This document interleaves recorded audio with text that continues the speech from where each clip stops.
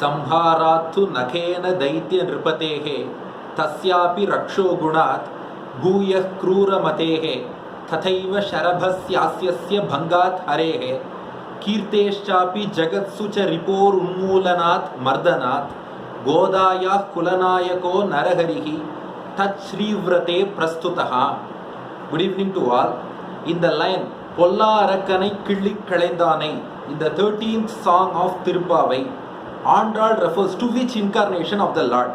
Narasimha, Parashurama, Rama or Krishna? The topic given to me is Lord Narasimha. Therefore, in an effort to do justice to the given topic, I would like to present my arguments in the form of 7 points as usual. Point number 1. Andal says, Killi Kalaindan, the Lord nipped or plucked the wicked demon with his nails and destroyed him.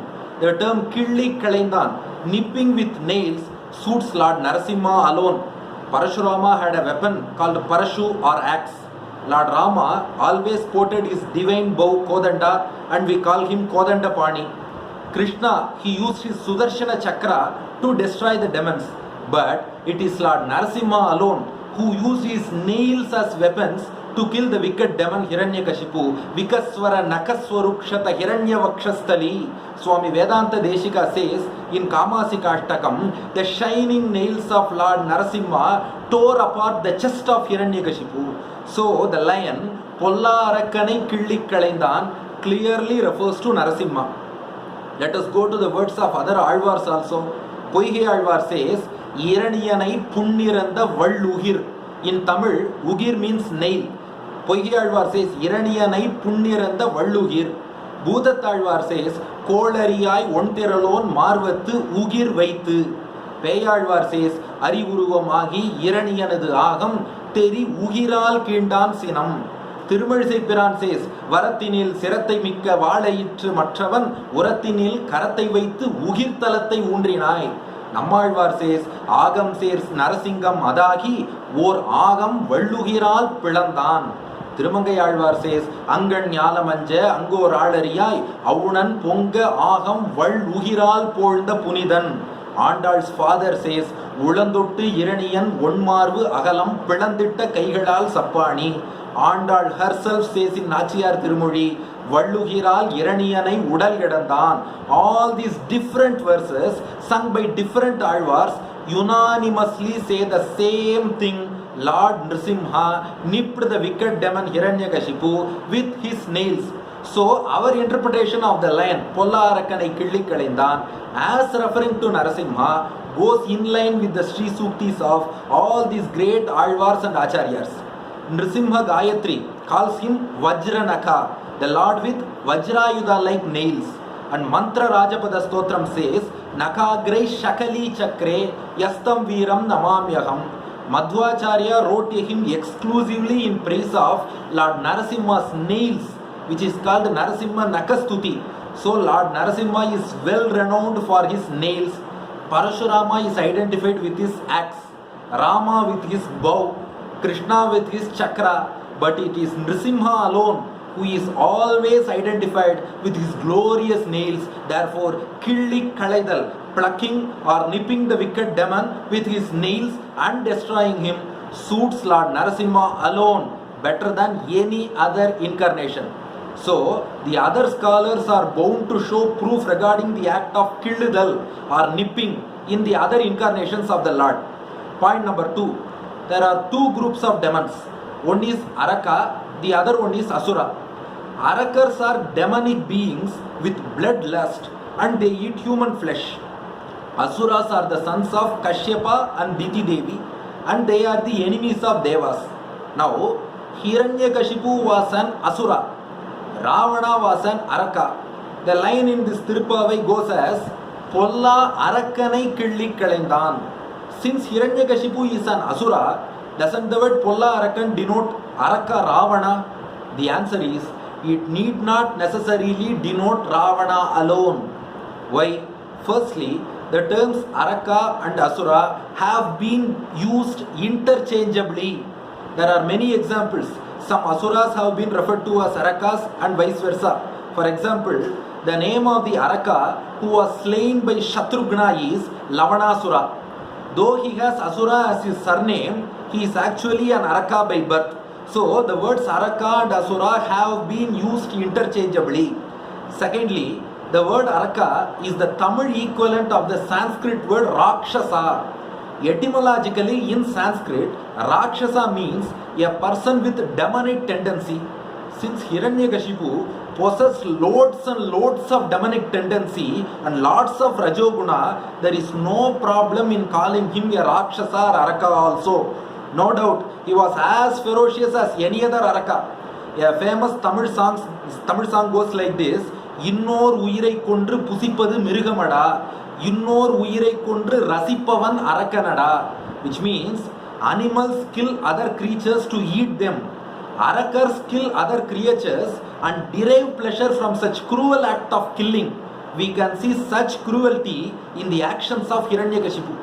That's why in Sri Vishnu Purana, Maitreya Rishi expresses his wonder to Parashara Maharishi, saying, how come this Hiranyakashipu do all such cruel acts towards his own son Prahlada, who is a Dharmatma, who is a great Bhagavata, but what kind of cruel acts Hiranyakashipu has done against his own son?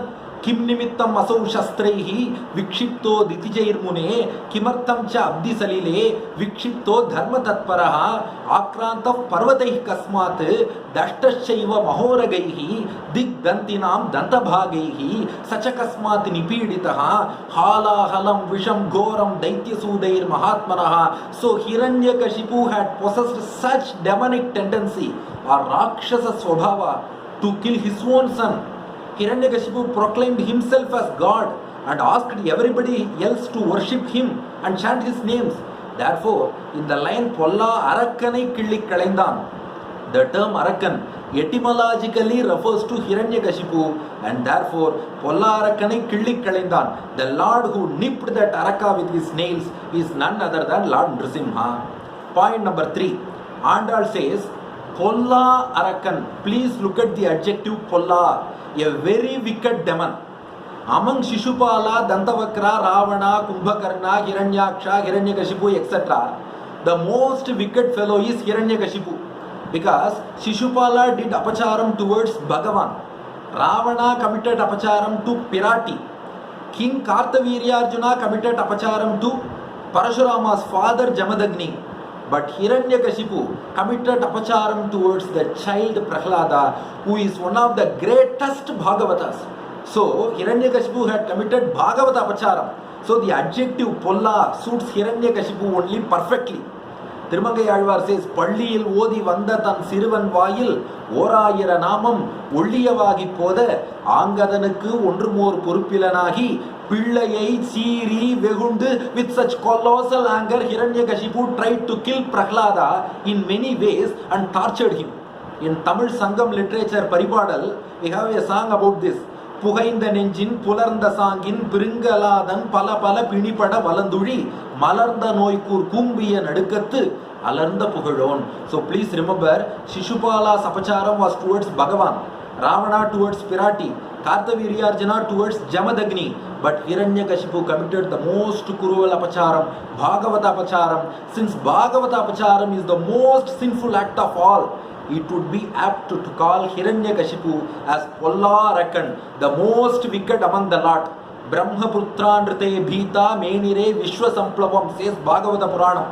During the birth of Hiranyakashipu, there were earthquakes, there were horrible thunders, terror among creatures, hazardous movements of planets. It appeared as if deluge was approaching. So the events which happened during the birth of Hiranyakashipu bear testimony to what kind of a cruel person he is.